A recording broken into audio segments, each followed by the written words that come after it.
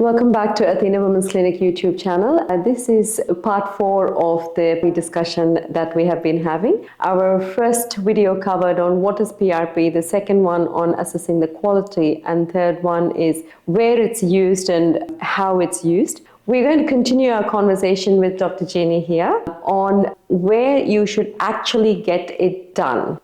So, Jeannie. Well, thank you for inviting me, and hello, everybody.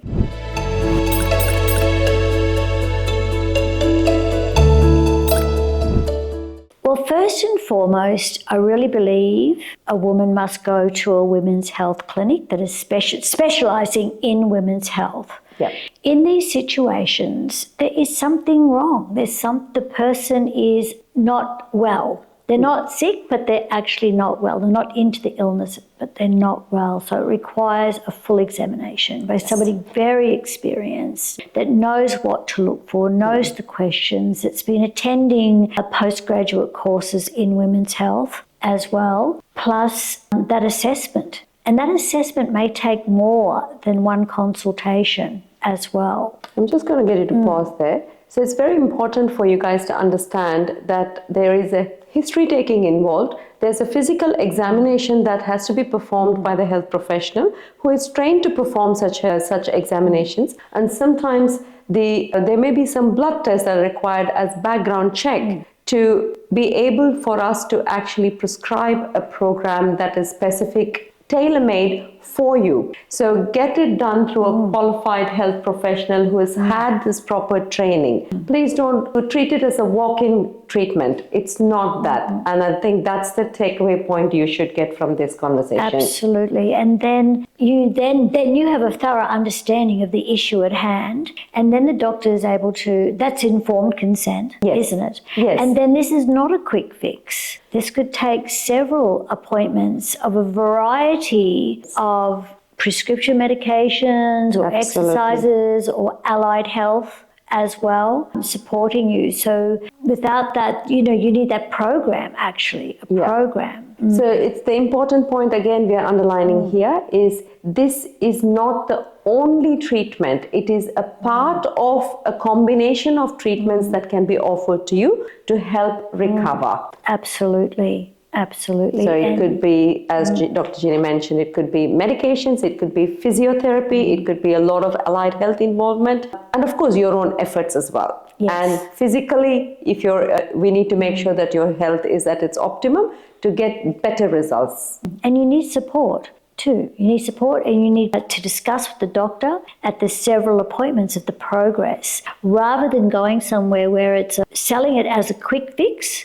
and then you're out on your own. Yes. So in general recommendation, I know many people ask me how many treatments is the first question that gets asked. So how do we answer these questions? Because well, that's going to depend on the examination and the degree of the damage. Yes, so that's really important to understand that the degree of damage is what will actually determine the number of treatments you need. On an average, we recommend minimum of 3 treatments to begin with to assess your response. And please be understanding that your response will not be immediate. It is your own body's natural regeneration process. So it is going to take time. So it is not a quick fix.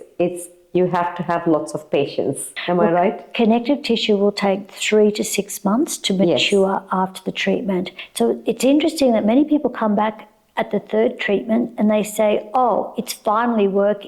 The third treatment, it started to work. No, you're seeing the result from your first treatment. And that's the difference, because it's 3 months or 4 months later. Yeah. And they'll say, oh, the first and the second treatment didn't work. No, that's what's working now. So it keeps improving over up to a year, actually. Yes, that's quite right. The gaps between treatment is generally 4 weeks. So if you look at that, like Dr. Jeannie mentioned, first treatment is the results of which you see at the third treatment. And that's unfortunately, some people actually don't end up coming for the third treatment because they have felt better and they think they don't need it. But yes, it is needed to keep that ongoing regeneration process continuing so you have better outcomes. During the consultation, we did mention that history examination and then the prescribed program, what is needed, and understanding of the anatomy. So if we get into that, the vaginal area has got lots of layers.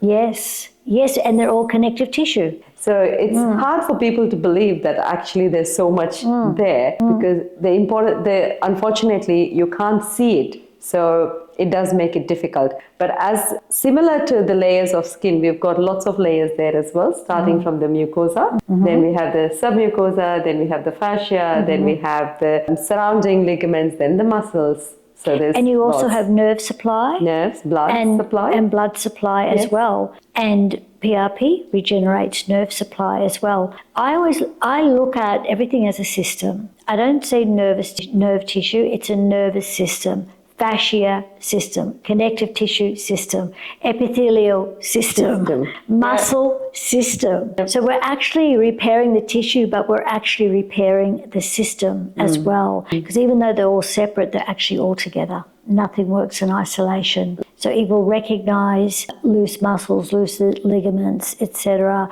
impaired nerve tissue, nervous system, the nerves that are impaired. So the woman might be feeling pain. One in particular, vulvodynia, which is very difficult to treat, which is being treated with PRP. So again, what are we treating? We're treating the nerves, you know, a nerve supply to the tissue and the fascia as well. And so that's an entire system. In that context, would PRP help vaginismus? Yes. Okay. Yes. We've had many women ask, they've been to many treatments, they've spent money. Yes. And they haven't had any relief. So it'll be reassuring to let these women know that vulvodynia and vaginismus is difficult to treat. So, of course, and we're not saying this is in its isolation. It's not a cure. Correct. It has to be a combination with other treatments, but you'll find that the outcomes are better with PRP. Yeah, most definitely. And there needs to be there are some papers on that, and they're showing very, very positive results. But as you know, it's complex and it requires ongoing care as well. Sure.